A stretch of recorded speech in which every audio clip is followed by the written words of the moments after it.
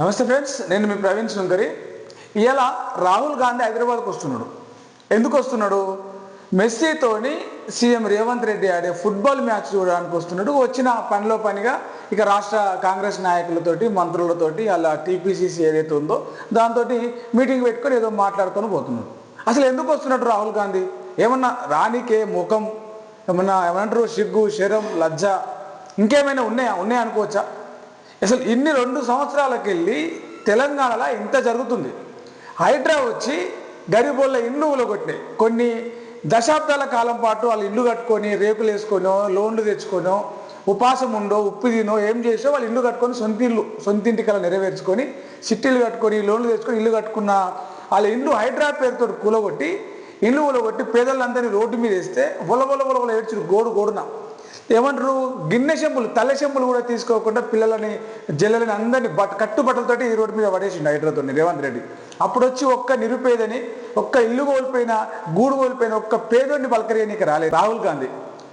ఒక్క గూడు కోల్పోయిన పేదోడిని కూడా పలకరియనీకి రాలేదు. అట్టెట్లే చేస్తావా అని చెప్పేసి ఒక్క మాట కూడా, ఒక్క మందలిచ్చుడు కూడా లేదు. అప్పుడు రానీకి రాలేదు. అది అట్లా ఉండని. గురుకుల విద్యార్థులు దాదాపు 50 మంది దాకా చచ్చిపోయారు. పాము కాటు పడడో, లేకపోతే అస్వస్థతకు గురయో, మధ్యాహ్నం భోజనం వికటించో, ఫుడ్ పాయిజన్, రకరకాల కారణాలతో ఈ 2 సంవత్సరాల కాలంలో గురుకుల హాస్టళ్లలో పిల్లలు చచ్చిపోయారు. ఒక్క తల్లిదండ్రులు అన్న వీళ్ళు చచ్చిపోయాక, అంత అయిపోయాక, దినాలు వెళ్ళిపోయాక నిలమాషకానికి పోయి వీళ్ళు ఏమంటారు పరామర్శించి, ఏం కాదు, అట్లా కాదు, ఇట్లా కాదు, మారుస్తాం, చేరుస్తాం, మార్చుకోండి, తీర్చుకోండి, మల్లె మొక్కలారా అన్నట్టు పోయి తూతు మంత్రంగా పరామర్శించి వచ్చారు. కానీ ఇప్పటికీ దిద్దుబాటు చర్యలు ఏమని ఉన్నాయంటే ఒక్కటి లేవు. మరి ఆ చచ్చిపోయిన గురుకుల విద్యార్థులు, ఈయన భారత్ జోడో యాత్ర చేసి రోడ్డు మీద పిల్లలు కనిపిస్తే వాళ్ళ చెంపలు ముద్దాడతాడు, వాళ్ళ ఇంటికెళ్ళి దూతాడు, వాళ్ళ ముక్కు చీమిడి తీస్తాడు, వాళ్ళతో కలుసుకొని ఆ డబ్బు రొట్టెలో, గిబి రొట్టెలో, సమోసాలో తినని మంచిగానే ఉంది. కానీ తెలంగాణ పిల్లలు, తెలంగాణ గురుకుల విద్యాసంస్థలో చదువుకునే పిల్లలు, సర్కారు బడులు చదువుకునే పిల్లలు కాదా? వాళ్ళు మనుషులు కాదా? వాళ్ళు మనుషులకు పుట్టలేదా? అంటే వాళ్ళ ప్రాణాలు పోతుంటే మీరు వచ్చి పరామర్శించారా? అప్పుడు రానికి తీరలేదా? అప్పుడు టైం షెడ్యూల్ కుదరలేదా? ఇప్పుడు మీ రేవంత్ రెడ్డి, మీ ముఖ్యమంత్రి, మీ పార్టీ ముఖ్యమంత్రి ఒక అంతర్జాతీయ ఫుట్బాల్ క్రీడాకారులతో మ్యాచ్ ఆడుతుంటే ఆ చూడనీకి రానికే తీరిందా? రైతులు, మీరు కిసాన్ న్యాయం అని చెప్పేసి ఎన్నికల సమయంలో, పార్లమెంట్ ఎన్నికల సమయంలో పాంచ్ న్యాయ్, అందులో కిసాన్ న్యాయ్ అని చెప్పారు. ఆ కిసాన్ న్యాయలో భాగంగా రైతులకు అన్నీ చేస్తాం, లోన్లు ఇస్తాం, అది చేస్తాం, లేని రైతులన్నీ కల్పిస్తామని చెప్పేసి లేనిపోని ఆశలన్నీ పెట్టిరు. ఇక్కడ తెలంగాణలో ప్రజలు నమ్మిర్రు, రైతులు నమ్మిర్రు, ఓట్లేసారు. మరి మొన్న యూరియా కష్టాలు ఏంది సార్? యూరియా ఎన్నడో 20 ఏళ్ళ కింద, 15 ఏళ్ళ కింద మీ కాంగ్రెస్ హయాంలో ఎట్లయితే చెప్పులు పెట్టి లైన్లు నిలబడరు, ఎట్లయితే మళ్ళీ రేషన్ కార్డులు పెట్టి లైన్లు నిలబడరు, అట్లా లైన్లు నిలబడరు. గత 10 ఏళ్ళలో కనిపించింది. మళ్ళీ మార్పు తీసుకొచ్చి మీ 10 ఏళ్ళలో, మీ 2 ఏళ్ళలో యూరియా కోసం రైతులు లైన్లు నిలబడ్డారు. అప్పుడు రైతులకు ఎందుకు ఇంత బాధ? రైతులు యూరియా కోసం ఎందుకు తిప్పలు పడాల్సి వస్తుందని అప్పుడు వచ్చి అడగనీకి రాలేదా? అప్పుడు రానికి తీరలేదా? ఎందుకు వస్తున్నాడు అసలు రాహుల్ గాంధీ? తెలంగాణకు రానికి ఏం లేదండి, ఏం నొక్కం పెట్టుకొని వస్తున్నాను రాహుల్ గాంధీ తెలంగాణకి? రైతులకు రుణమాఫీ అన్నారు. ఎంతమంది రుణమాఫీ చేసారు? రుణమాఫీ అన్నగాడికి అందరికి చేసిరా? ఇప్పటికి సగం మంది చెప్పులు తీసుకొని కొడతారు ఊళ్ళల్లో రుణమాఫీ అయిందని చెప్తే. మన సర్పంచ్ ఎలక్షన్, ఫస్ట్ దఫా సర్పంచ్ ఎలక్షన్లో ఏం చెప్పినాయి?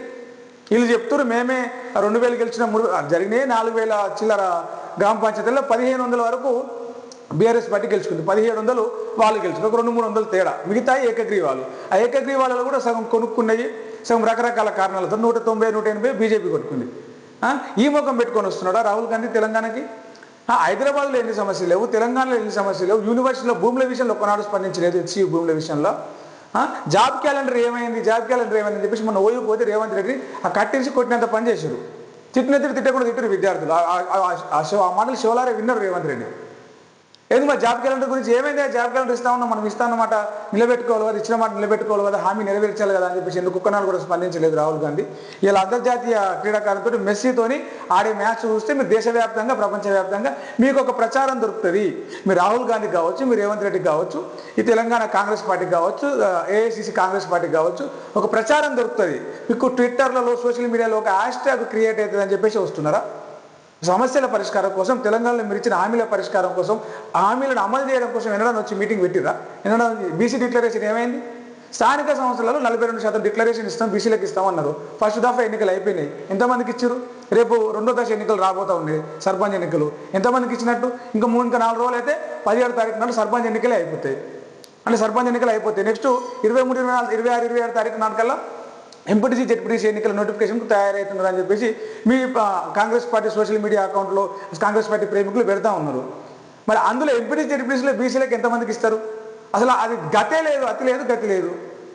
ఇవన్నిటిని ప్రశ్నించడానికి రాహుల్ గాంధీకి నోరు రాలేదు, టైం దొరకలేదు, తెలంగాణ రానికి తీరలేదు. కానీ ఇలా మెస్సీతోని ఆట ఆడనీకే రేవంత్ గాంధీ నిజం చెప్పాలంటే రేవంత్ గాంధీ ప్రిపేర్ అవుతుంటే రాహుల్ రెడ్డి సూర్యునికి వస్తున్నాడు. రేవంత్ గాంధీ మెస్సీతోటి ఫుట్బాల్ మ్యాచ్ ఆడరాక ఫుట్ మ్యాచ్ మళ్ళీ ఆడబోతుంటే ఫుట్బాల్ మ్యాచ్ రాహుల్ రెడ్డి సూర్యునికి వస్తున్నాడు అని చెప్పొచ్చు. ఏమన్నా ఉండాలి ఇంగిత జ్ఞానం. ఇందా ఫస్ట్ చెప్పినట్టుగా అవన్నీ ఏమన్నా కొన్ని ఉంటే తెలంగాణలో ఉన్న సమస్యలను, ప్రభుత్వ వైఫల్యాలను కూడా మీరు అధిష్టానంగా ప్రశ్నించి ఈ ప్రభుత్వాన్ని చక్కటి బాటలు నడిపేయండి. అప్పుడు మీరు 100 సార్లు రండి, స్వాగతాలు పలుకుతారు తెలంగాణ ప్రజలు. నిజమే ఇంకా సాయంత్రం 2:30కు ఫ్లైట్ దిగుతావేమో.